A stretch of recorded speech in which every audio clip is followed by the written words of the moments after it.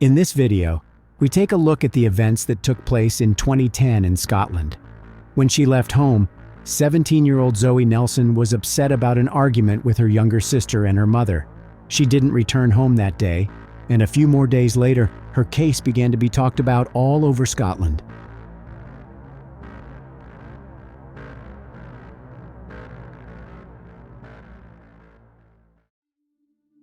Zoe Nelson was born on August 13, 1992 in Wishaw, Scotland. In 2010, she lived with her mother, stepfather, and two younger sisters in Newmains, a village and former mining township on the eastern edge of Wishaw, 18 miles southeast of Glasgow. Zoe attended Motherwell College, where she was described as a popular student and where she had many friends. Zoe and her 16-year-old sister Laura Ann were involved in a relationship with the same guy, and there were quite a few conflicts between them because of this. Robert Bain, 20, lived with his grandparents about a mile from the Nelson family home. On May 22, 2010, Zoe met Robert outside her home, and when Laura Ann saw this, she got a little upset and ran out of the house to confront Zoe. The 40-year-old mother of the girls, Mary Ann Nelson, saw the rival sisters fighting. Recalling the events of that day, Mary Ann Nelson said the following: "Laura Ann ran out and flicked Zoe's hair and tried to slap her face, and the two of them ended up having a fight at the end of the driveway. I split it up. I said, 'Go away, you cow, and don't come back.' She said she wouldn't come back." Zoe kept her word and never returned home. At about 11 p.m. that same day, some of the locals saw someone making a fire in the wooded area known as Monkey Hill. The smell of smoke wafted to nearby homes, but at the time, none of the locals paid much attention. 35-year-old Shirley Nelson, who is Zoe's aunt, would later recall that night and describe it in the following words: "I was sitting in my garden in Newmains after I'd been drinking that night when I finished my second shift at work. We sat in the back of the house with my sister until about 11 p.m. when it got cooler. We smelled smoke," she said. "We didn't think anything of it because it was warm and everything." The next day, she heard other family members trying to contact Zoe, so she also tried her cell phone, but no one answered. On the afternoon of May 23rd, Stuart Bell, 45, a government employee who lives in Wishaw, rode his motorcycle into a wooded area near his home. At one point, he saw something strange and decided to stop. "I saw what at the time seemed to me to be something like a charred tailor's dummy," he said. However, his judgment changed as he stepped closer and took a good look. When Stuart finally realized he wasn't looking at a mannequin, but at a human body that had been damaged in a fire, he immediately went home to call the police, who arrived 15 to 20 minutes later. "I shouted up the stairs to my wife that I'd found a body in the woods and just immediately phoned the police," he said. When the police arrived on the scene, the area was cordoned off. Nothing so gruesome had ever happened here before. The news of the discovery of the body quickly spread among the locals. When Zoe's family found out, her mother, Mary Ann Nelson, went to the police and reported the disappearance of her daughter, whom she had not seen since they had quarreled, and she told her not to come home. Soon, the Nelson family was told the bad news: Zoe was the victim of a crime. In a statement issued through the police, the teenager's mother, Mary Ann, said, "Zoe was a popular girl and a typical 17-year-old who had plenty of friends and was well known in the area. She would have been celebrating her 18th birthday in a couple of months, and we miss her terribly. Me, her stepdad Daniel, and two sisters Laura Ann and Ashley are shattered by what has happened. The family has urged anyone with information to come forward and assist the police." Hugh Logan, principal of Motherwell College, where Zoe studied a vehicle body repair course, said, "Everyone at Motherwell College is shocked to hear this dreadful news. Zoe was a very popular student. Our thoughts are with her family and friends." A detailed examination of the scene lasted several days, with at least 50 police officers working on the case.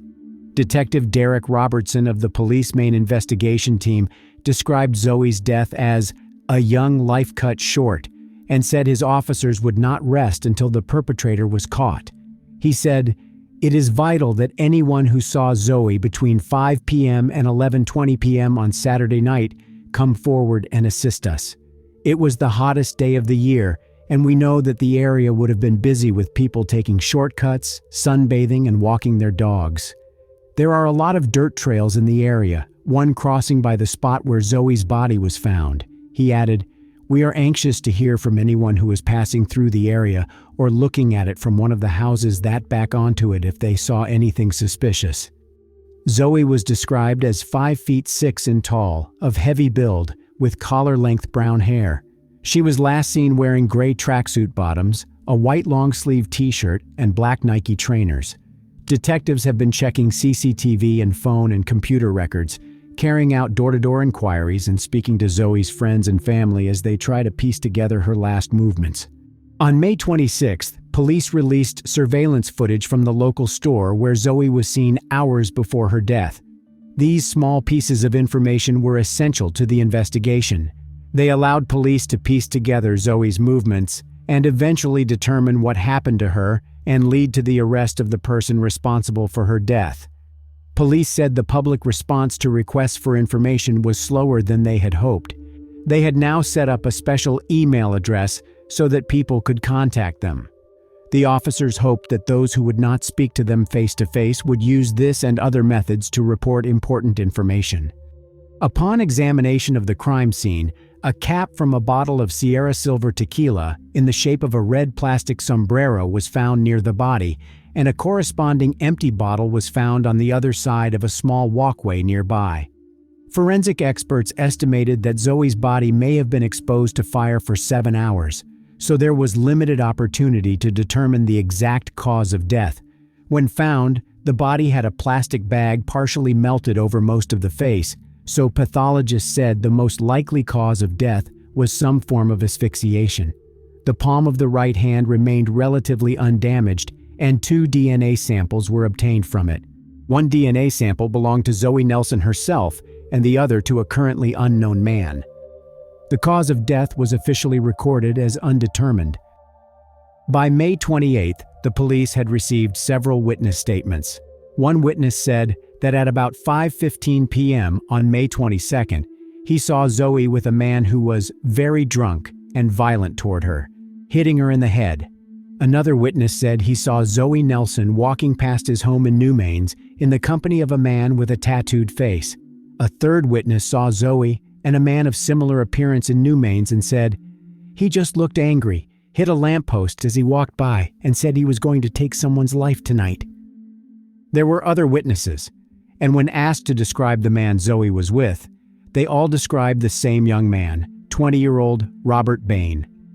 Despite his age, Robert Bain already had a criminal history. He had previously spent 18 months in prison for robbery and had been released just 7 weeks before Zoe Nelson's death. He had been arrested 4 times for possession of illegal substances, but because he was a juvenile, there were no serious consequences for him.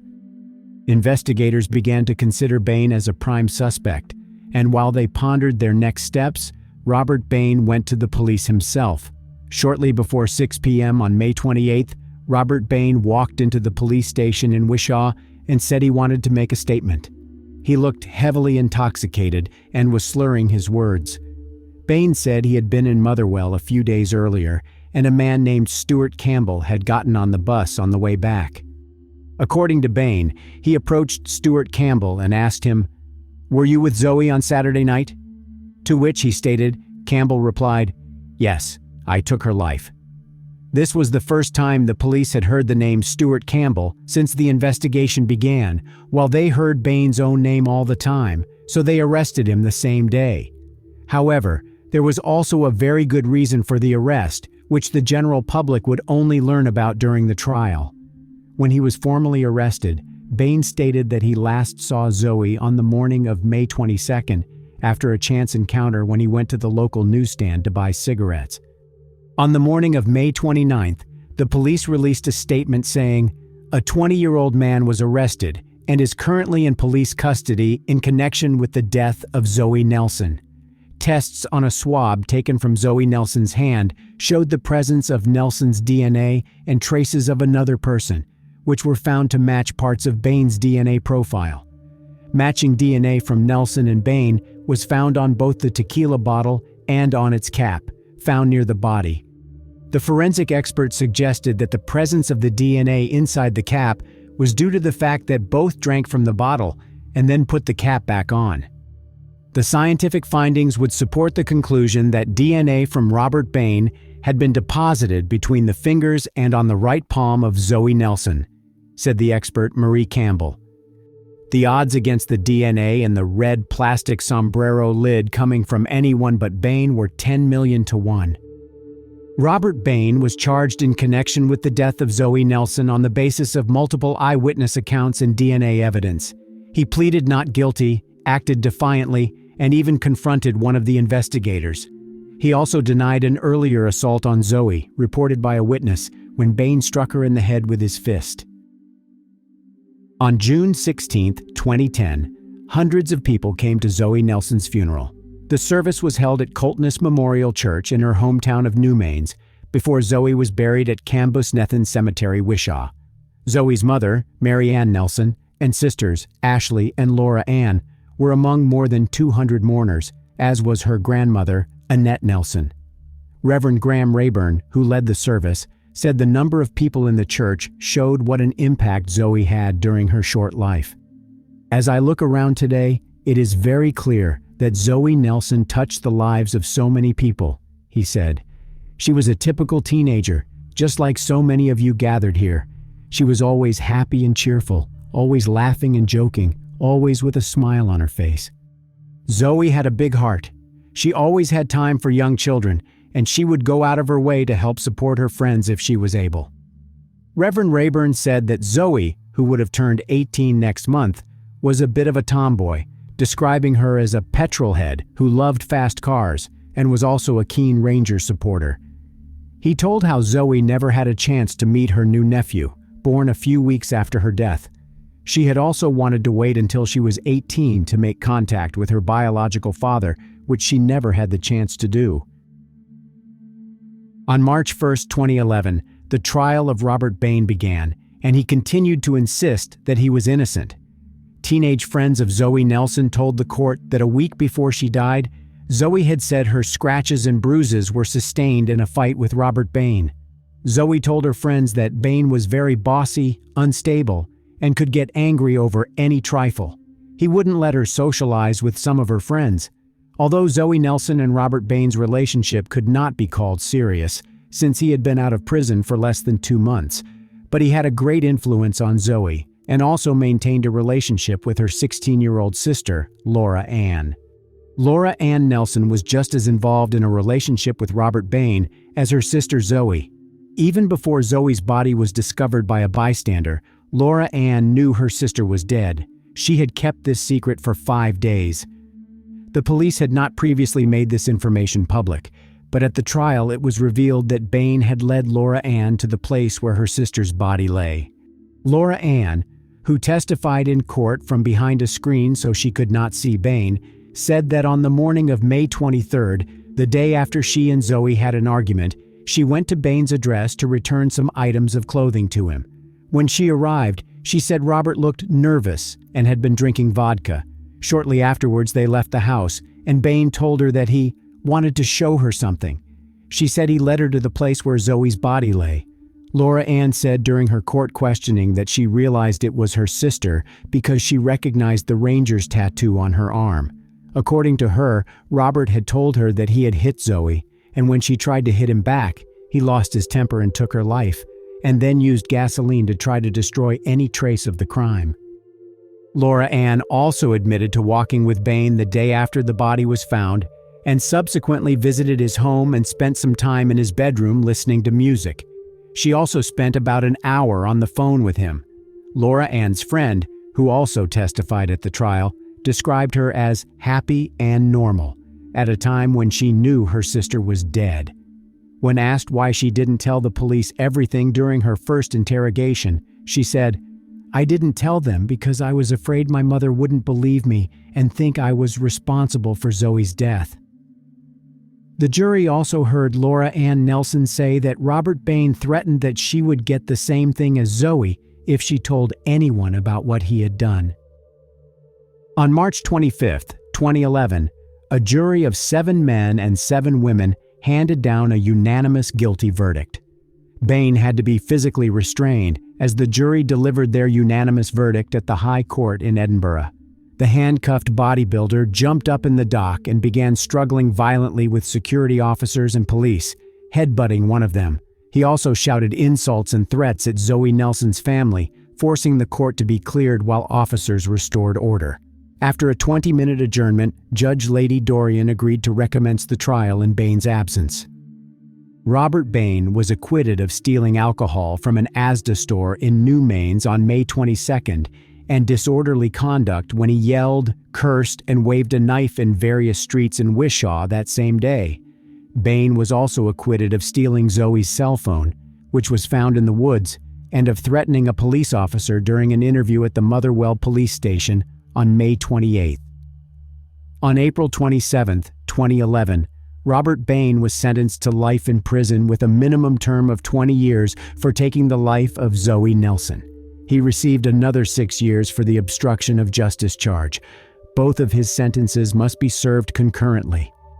Jailing him, Judge Lady Dorian told Bain, "This was an appalling crime, the circumstances of which are properly to be described as shocking."